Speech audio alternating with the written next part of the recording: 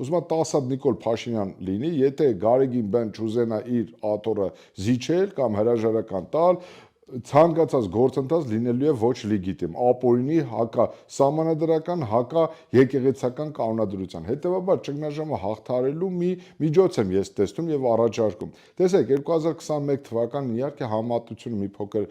այլ է, բայց բովանդակային առումով գրեթե նույն հանգուցալուծումն է ենթադրում։ Տեսեք, 2021 թվականին Արցախյան աղետալի պատերազմից հետո քաղաքական դաշտում ստեղծվել էր ճգնաժամ։ Այդ ճգնաժամը հաղթահարելուն միտված Նիկոլ Փաշինյանը քայլ արեց, ասեց ես ներկայացնում եմ հրաժարական, գնում ենք արտահերթ խորհրդարանական ընտրությունների։ Արտահերթ խորհրդարանական ընտրությունների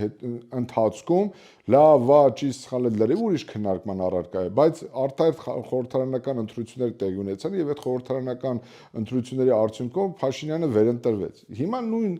սցենարը ես առաջարկում եմ եկեղեցու շուրջ ձևավորված ճգնաժամը հաղթահարելու համար։ Տեսեք, ազգային եկեղեցական ժողովի կանոնադրությամբ եկեղեցական ժողովն է բացառապես ընտրում ամենայն հայոց կաթողիկոսի։ Մնացած որևէ հոգևոր մարմին, դա կլինի եպիսկոպոսատ ժողովը, դա կլինի հոգևոր մարմինը։ Առաջարկում է կաթողիկոսը հրաժարվի։ Այ նորից առաջադրվի, ընդ որում իրեն հնարավորություն տրվի նորից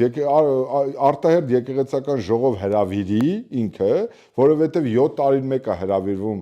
հերթական ազգային եկեղեցական ժողովը եւ ընդ որում արտահերթ ազգային եկեղեցական ժողով կարող է հրավիրել բացառապես կաթողիկոսը, ուրիշ ոչ մի հոգևոր մարմին նման լիազորություն չունի։ Ավելին ասեմ ձեզ, ազգային եկեղեցական ժողովի կողմից ընդունված որոշումները ուժի մեջ են մտնում բացառապես ամենայն հայոց կաթողիկոսի կողմից հաստատվելուց հետո։